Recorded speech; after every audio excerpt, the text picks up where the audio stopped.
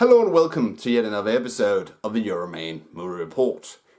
And before I start this week's review, I would like to address why I didn't do a review last week. I have a heart condition and it sometimes acts up, and so it did last week. I had gone to my local movie theatre to watch War Dogs, but I was not up to making a review. But if you guys would like to see a review of War Dogs, then please leave a comment in the comment section. But anyway, this week I have watched Ben-Hur. And Ben-Hur, of course, tells the story about this Jewish nobleman who lives in Jerusalem during the time of the Roman Empire. And he lives in this family, and with his mother and sister and his stepbrother or adoptive brother, who is Roman. And Ben-Hur, he is not Roman, he is a native of Jerusalem. And of course, people who have watched Ben-Hur before, they know that something happens between the two, half-brothers or step-brothers, which results in the step-brother choosing the path of Rome and Ben-Hur being sent off to become a slave, rowing these oars in a Roman Empire battleship for 5 years, and then returning to redeem himself and get revenge. And of course, the Ben-Hur novel was written back in 1880, according to Wikipedia. And if I remember correctly, the first adaptation of Ben-Hur was a silent movie in the beginning of the 20th century, and then we had the Kirk Douglas movie in 1959, and now we have this version of Ben-Hur. And of course, there have been made other Ben-Hur movies, but they were made for TV. Plus, there's also an asylum version of Ben-Hur, which has been released on DVD and Blu-ray, so that the asylum, they can cash in, or they thought they could cash in on Ben-Hur being in the movie theaters. But anyway, the acting in general in this Ben-Hur, it isn't good, but it isn't bad either. What tilts this movie is that, it seems that the whole plot is somewhat rushed. If I remember correctly, the 1959 version was over 3 hours long, and maybe you can't make movies which are that long in 2016. But it was like they skipped some integral details which had been dealt with in the 1959 movie, like the time or the duration where Ben-Hur, he is this galley slave. And it was like in this version here, he is put into the boat and then put in shackles, and then it says after 30 seconds, 5 years later, and that seemed a bit rushed in my opinion. And the effects, they were somewhat okay, and the costumes, and it isn't, they weren't bad either. The movie, of course, is directed by the same guy who made, among other films, the Angelina Jolie action flick Wanted, and he also directed this Abraham Lincoln Vampire Hunter, of course. He's Russian, and he's mostly, as I said, mostly made action flicks. And what I guess could have made this movie better is that, don't get me wrong, Timur Baku, I don't remember his name correctly, isn't a bad director, but if you wanted to have made a Ben-Hur movie which was at a higher level, maybe it would have been better if Ridley Scott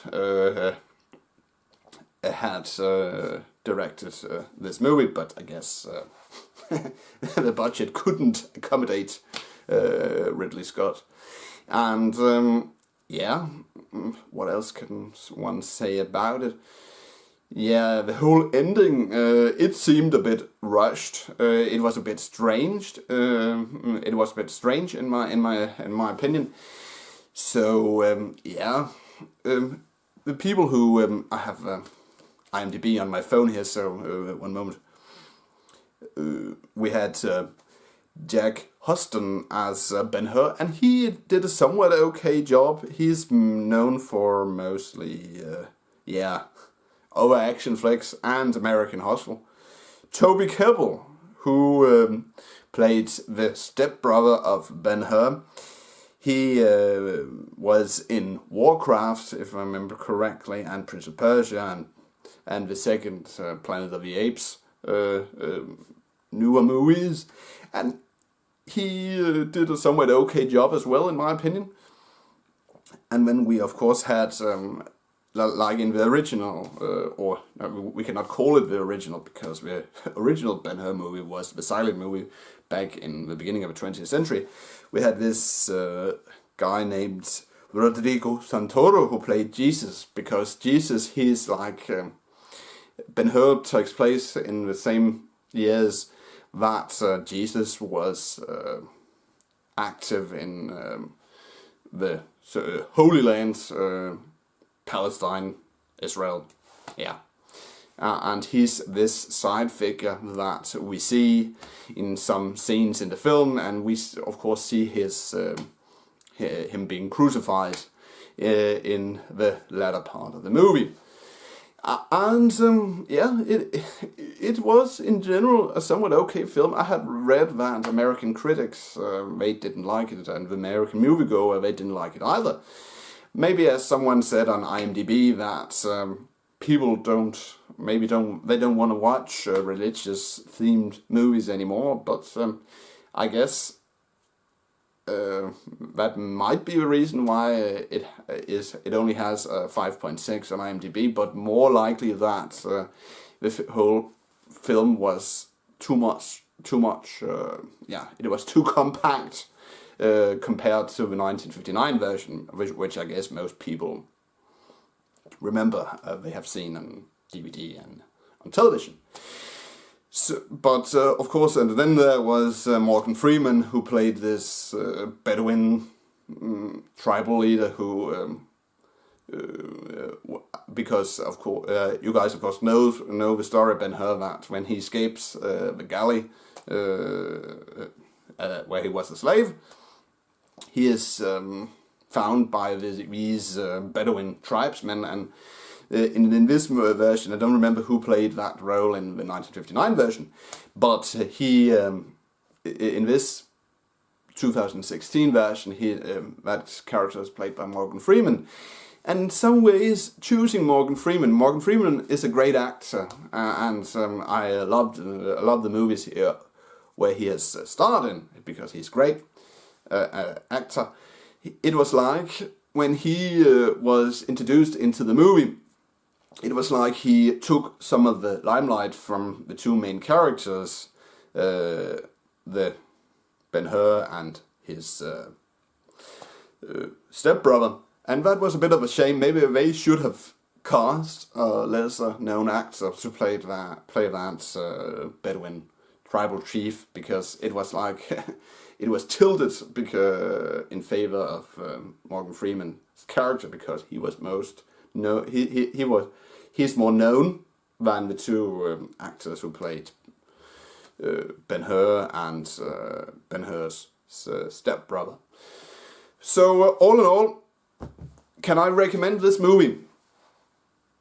Yeah, it is okay. It has themes like the 1959 version about family, forgiveness, religion, and so on. And it isn't entertaining like Gladiator back in year 2000 was, to compare it with a movie taking place in a somewhat same time period. But it isn't bad either, if you liked the 1959 version and want to see a more newer interpretation of it, then go watch Ben-Hur 2016 and not the silent Ben-Hur version. So if I'm gonna rate this film, I will give it, 2.5 out of 5 Coca-Cola bottles. That's it, Euroman of Euroman's Movie Report. Thanks for watching, and don't forget, if you like this movie talk / review, please give it a thumbs up. And if you want to watch my previous reviews / movie talks, you can click a link in the description. But I promise I will return next week with another movie review / movie talk. Until then, have a pleasant weekend, and I'll see you in my next video. Bye for now.